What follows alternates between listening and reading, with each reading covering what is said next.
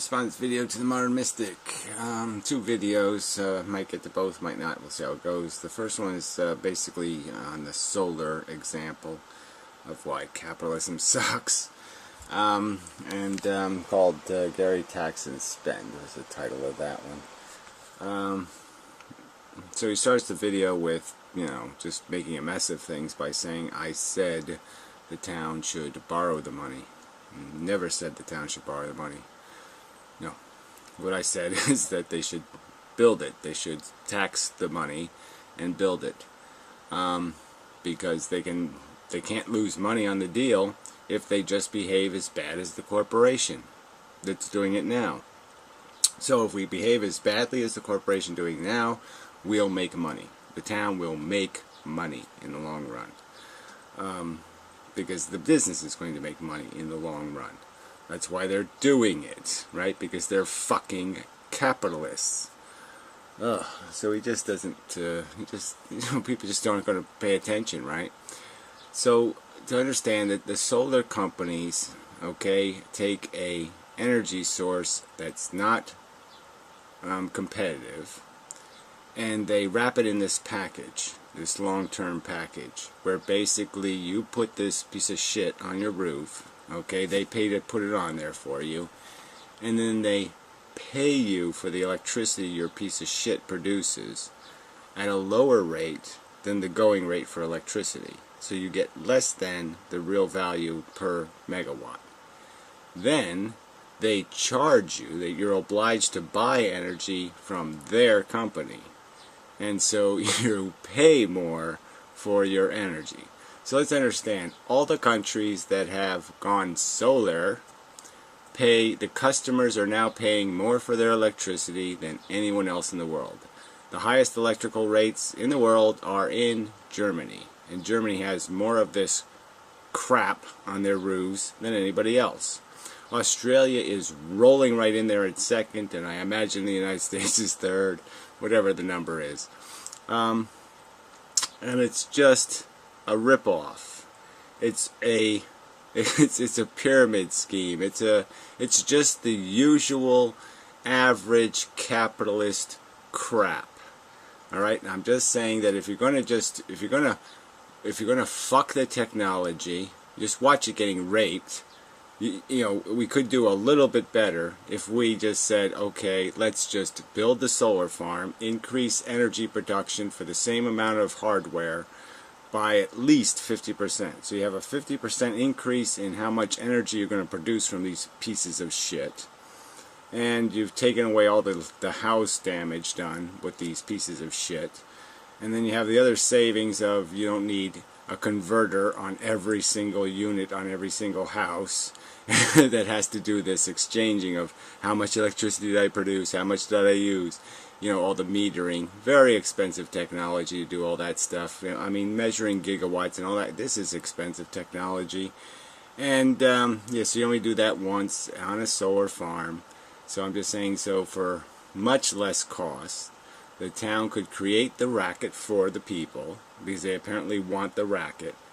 It could put it right there and say, I'll give you even a better deal than the other crooks. Instead of charging you, instead of giving you just 2 cents per megawatt, let's say, we'll give you 2.5 cents per megawatt for the energy produced by the solar farm. And instead of charging you, 7 cents per megawatt for distribution, we'll only charge you 5 cents. And the truth is, the town would make money on the deal, and the idiots would think they got a deal. And the whole thing would be a waste of money. Because this is even the reason why. Think about it for just a second, Let's say you're a company, Nick. Let's say you're in charge of Solar Fund Inc., right? And there's an actual fact, that solar energy in the long term is productive.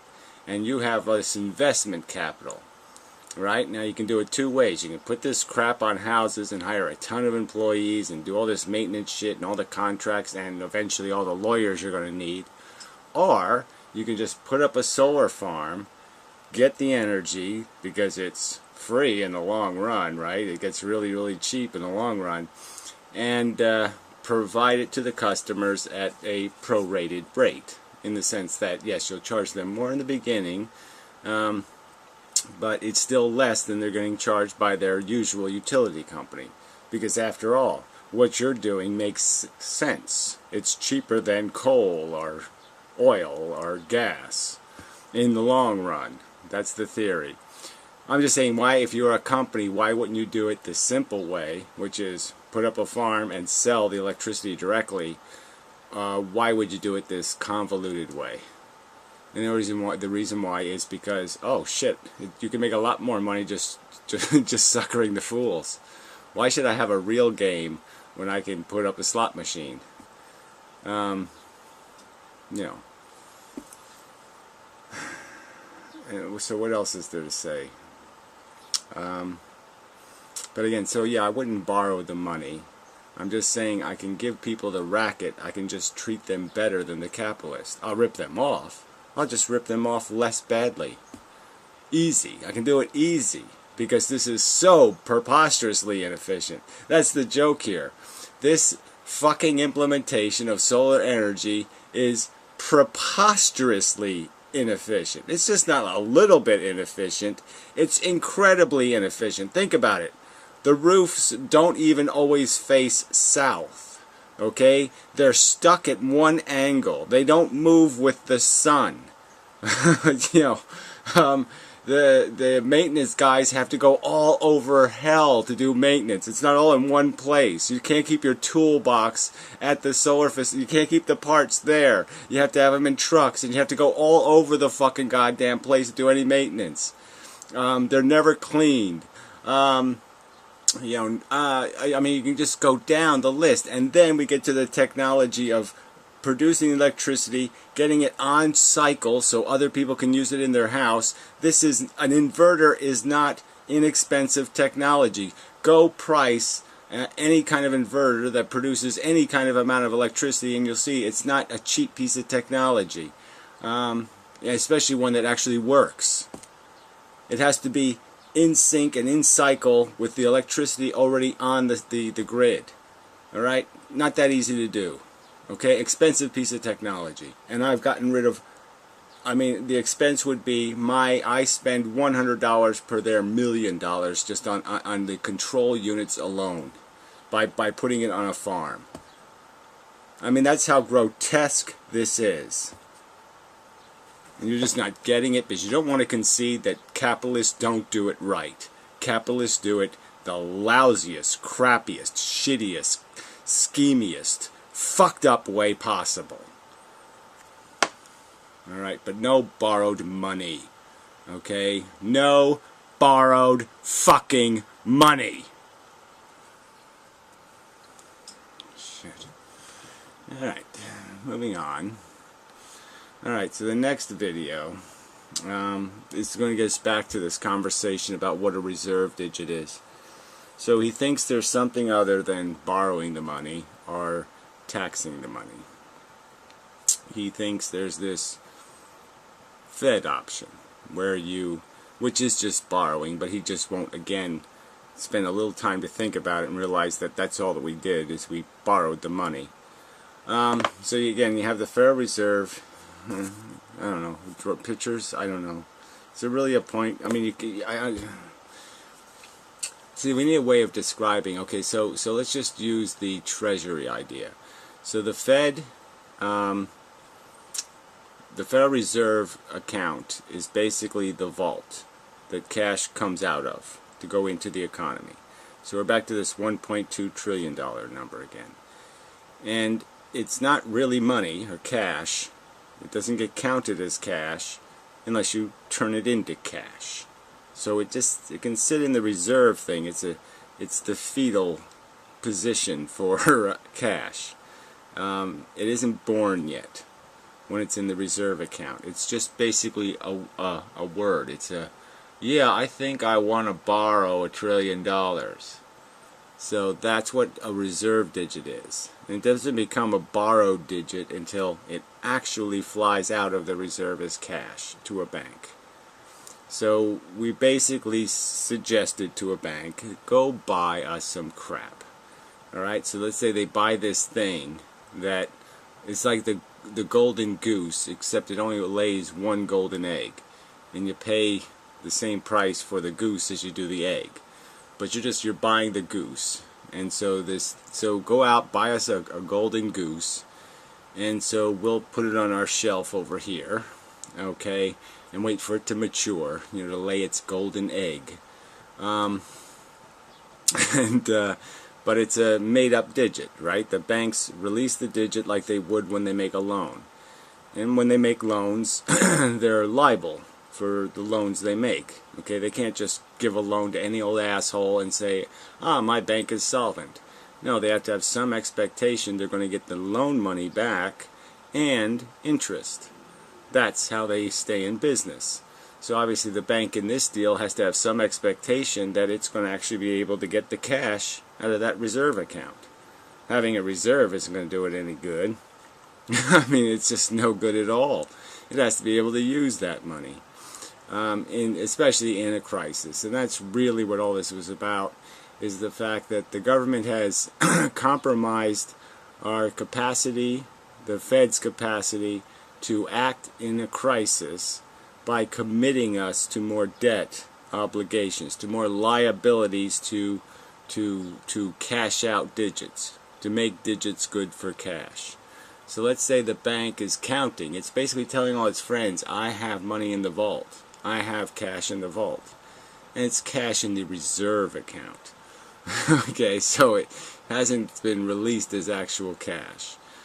It could almost work to the Mariana example of an employer who direct deposits your money. Well, then your money was never really cash. You were only paid in promises between one bank and another bank, and you never really got paid cash. So you just got paid the credibility of the institutions upon which the checks were written. And that's all you got. But yes, as long as things are doing well, that would be fine. But I know in a crisis, that's not going to do you any good if you have checks on banks that went bankrupt 3 weeks ago. Not going to do you much good if your employer is paying you on checks that are written to banks that can't cash them. Right? Right. So anyway, the real deal will happen when, so these treasuries that the government has bought are going to mature, and that means they're going to turn into golden eggs. And the government's going to say, look, I got a golden egg. But the guy we borrowed the money to buy the golden egg with is going to say, that's my egg. Okay? You owe me the egg money. I'm going to take it out now and use it and have fun with it. I'm not going to leave it in this vault. I'm going to go use it. You got your egg. This promise thing is over with. I'm spending the money. Theoretically, in kind.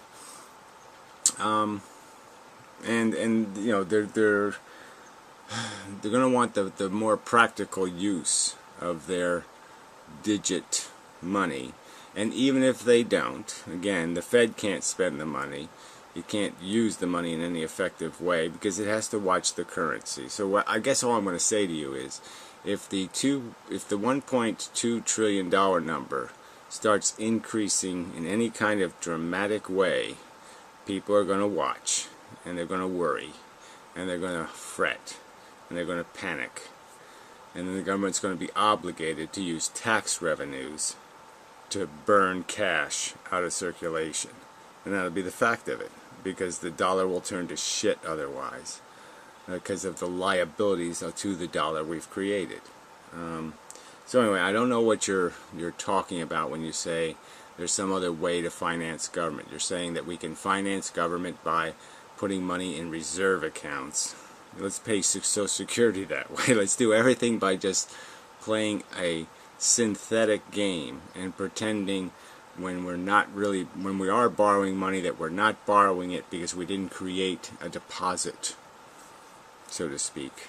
No, you're still borrowing it. The liability still exists, and the liability is still to produce cash.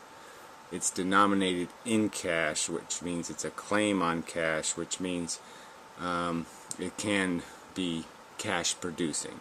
And as I've pointed out, that is totally dangerous and has to be guarded against, and if you don't have a strategy to guard against your cash turning to shit, you will be Germany and all that kind of crap. You will have hyperinflation, and you will cause mass panic and terror in the streets.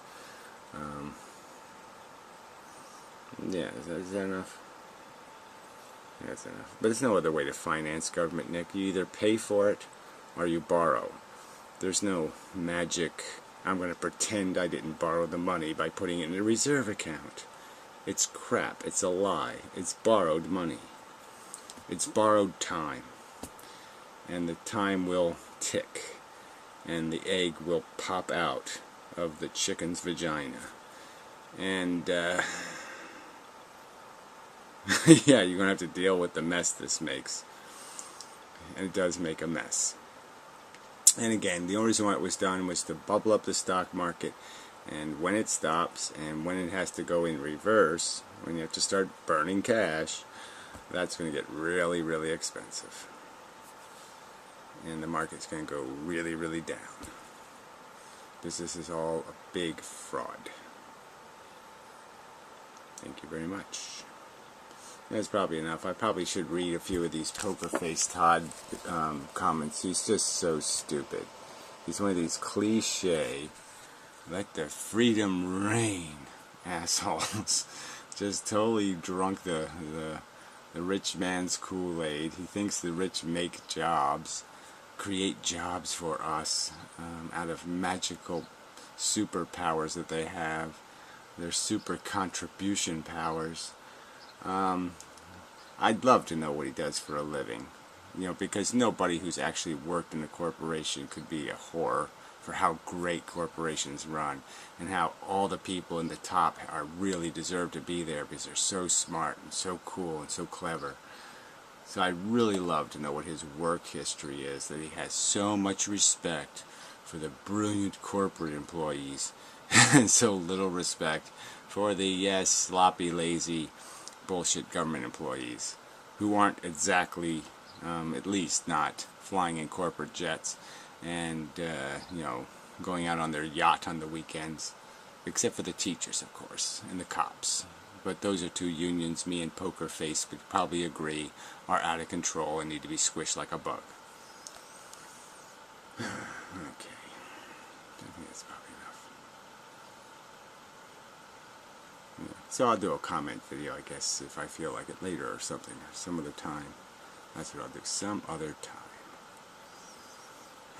But yeah, we're really still hung. We're still hung on this idea that you don't have to have respect for the dollar as represented by cash, and understanding that efficiency is in avoiding paying interest, not in figuring out some trick to pretend you didn't pay interest. Yeah, you want to do something efficiently? No, you don't want to rent it. In most cases. I mean, if you're going to use something for a day, then you rent it. But we're talking about life. We're not talking about a day. We're talking about you're going to use it again Thursday, and then you're going to use it again Saturday, and then you're going to use it again Tuesday, and then you're going to use it again Thursday. That's the kind of stuff we're talking about. We're talking about stuff where you're not going to use it just one day of the year. Then rent makes sense. Rent Christmas. Rent things that only happen once a year. But you don't rent shit that happens every fucking day.